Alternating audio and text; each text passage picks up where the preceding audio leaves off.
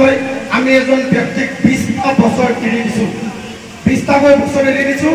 5 বছৰ তেখেত ক্ষমতাত নাছিলে 15 বছৰ তেখেত বিধায়ক হিচাপে আছিলে শিক্ষা বিভাগৰ সংসদ সচিব আছিলে আৰু ছয়গাঁৱত যিমান ইণ্ডাষ্ট্ৰিয়েল এৰিয়া আছে যিমানবোৰ ইণ্ডাষ্ট্ৰি হৈছে তাত আমাৰ যুৱ প্ৰজন্মৰ বাবে তেখেতসকলে কোনো ধৰণৰ কাম কৰা নাছিলে পূৰ্বৰ বক সমষ্টিটো আমি এই একে দেখিছোঁ তেখেতসকলে আমাৰ যুৱ প্ৰজন্মৰ বাবে একো কাম কৰা নাই সামাজিক দায়িত্বতা ৰাখি শৈক্ষিক উত্তৰণৰ বাবে আৰু এটা সুস্থিৰ ৰাজনীতিৰ পৰিৱেশ তেওঁলোকে কৰিবলৈ সক্ষম হোৱা নাই আজি আমাৰ দুটা সমষ্টি বৰ্তমানৰ নৱগঠিত চমৰীয়া সমষ্টিখনৰ ৰাইজে কি বিচাৰিছে এজন হিংসা পুৰুষ বিচাৰিছে আৰু সেয়া তাকো স্থানীয় সমাজৰ পৰা বিচাৰিছে যাতে আমি আমাৰ সমাজৰ পৰা আমি আমাৰ স্থানীয় এজন প্ৰতিনিধি দিশপুৰত পঠিয়াব পাৰোঁ যিগৰাকী ব্যক্তিয়ে চৰকাৰৰ চকুত হৈ আমাৰ অধিকাৰৰ মাত মাতিব সংখ্যালঘু জনগণৰ বাবে মাত মাতিব আমাৰ শিক্ষানুষ্ঠানসমূহৰ বাবে মাত মাতিব আপোনালোকে জানে যে আমাৰ এই বৃহত্তৰ সোণতলী গৰৈমাৰী কোপামাৰী অঞ্চলৰ দুটাই মাত্ৰ উচ্চ শিক্ষানুষ্ঠান সেয়া হৈছে আবে আহমেদ মহাবিদ্যালয় গৰৈমাৰী আৰু এখন হৈছে সোণতলী আঞ্চলিক মহাবিদ্যালয় দুখন মহাবিদ্যালয়ৰ এখন মহাবিদ্যালয়ত বিগত 25টা বছৰ 20টা বছৰ তেওঁলোকে ৰাজত্ব কৰিলে কিন্তু কমাৰ্চ সায়েন্স ষ্ট্ৰীম তেওঁলোকে কৰিবলৈ সক্ষম নহ'ল যেতিয়া আমাৰ পূৰ্বৰ বিধায়কজন বৰ্তমানৰ এই দাদা ব্ৰিগেডৰ অন্যতম সদস্যজনে হিমন্ত বিশ্ব শৰ্মাৰ তৈলমৰ্দন কৰি ৰাজনীতি কৰি থকা ব্যক্তিগৰাকী শিক্ষা বিভাগৰ সংসদীয় সচিব আছিলে আৰু সেই সময়ত শিক্ষামন্ত্ৰী আছিলে ডক্টৰ হিমন্ত বিশ্ব শৰ্মা প্ৰভাৱশালী মন্ত্ৰী বুলি যাক কোৱা হয় সেইগৰাকী ব্যক্তিৰ সময়ত মাজৰটো উচ্চতৰ মাধ্যমিক বিদ্যালয় কাৰাতুলি হাই ছেকেণ্ডেৰী স্কুল সোণতলী হাই ছেকেণ্ডেৰী স্কুলত ছায়েন্সৰ কথা আছিলে কিন্তু তেওঁলোকে গাফিলতি আৰু চূড়ান্ত বিফল হৈছে ৰাজনৈতিকভাৱে তেওঁলোকক যদি আমি এই 26ত যদি উৎখাত কৰিব নোৱাৰোঁ তেতিয়াহ'লে তেওঁলোকে 26ৰ পিছত 31-31ৰ পিছত আকৌ 34ত কিন্তু তেওঁলোকৰ ল'ৰা ছোৱালীক ইয়াতে তেওঁলোকে সমৰ্পণ কৰিব আৰু আমাৰ ভৱিষ্যত প্ৰজন্মই কিন্তু আমাক ক্ষমা নকৰিব ৰাইজ গতিকে সিদ্ধান্ত আমি ল'ব লাগিব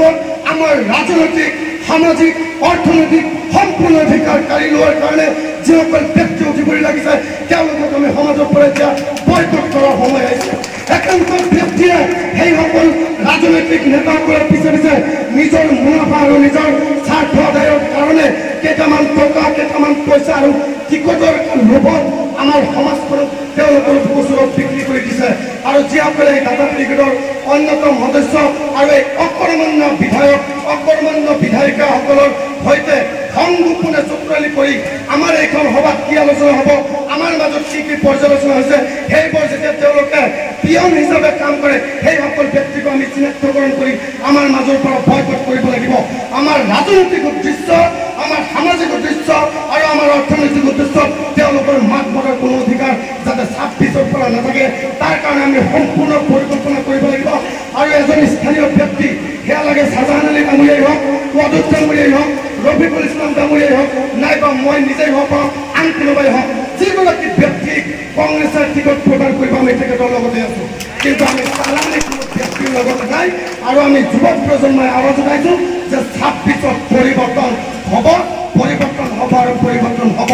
তাৰ কাৰণে যদি গৌৰৱ গগৈ ডাঙৰীয়াক 10,000 চহী সম্বলিত তেখেতসকলৰ পূৰ্বৰ দিনবোৰৰ অকৰ্মণ্যৰ প্ৰমাণসহ তেওঁলোকে কেনেকৈ হিমন্ত বিশ্ব শৰ্মাৰ হেলিকপ্টাৰত উঠি কি কাম কৰিলে হিমন্ত বিশ্ব শৰ্মাৰ ভোগালী বিহুৰ সময়ত তেখেতৰ ঘৰত কোনে ছয়গাঁও সমষ্টিৰ গৰৈমাৰীৰ পৰা কুইণ্টেলে মাছৰ যোগান ধৰে সেইসকল ব্যক্তিয়ে যাতে সোণতলীত গৈ ৰাতি মিটিং কৰিব নোৱাৰে তাৰ কাৰণে আমাৰ সোণতলীৰ ৰাইজক আহ্বান জনাইছোঁ খেতি পঠিয়াওক তেওঁলোকক খেতি পঠিয়াওক আৰু গৰৈমাৰী অঞ্চলত তেওঁলোকে এনেকুৱা ধৰণৰ কাম কৰিবলৈ সাহস নাপায় আজি সকলো শ্ৰেণীৰ বৃদ্ধা ছাত্ৰ সমাজ যুৱ প্ৰজন্মৰ আজি আপোনালোকে ছ'চিয়েল মিডিয়াত দেখিছে এটাই উত্তৰণ ঘটিছে 26ত আমাৰ চমৰীয়া সমষ্টিৰ অধিকাৰ আমাৰ হাতত থাকিব লাগিব আৰু এই উদ্দেশ্য যদি আজিৰ মিটিংখনতে যাতে সীমাবদ্ধ নহয় মিটিংখন কৰি যোৱাৰ পিছত আগন্তুক 6 মাহ পৰ্যন্ত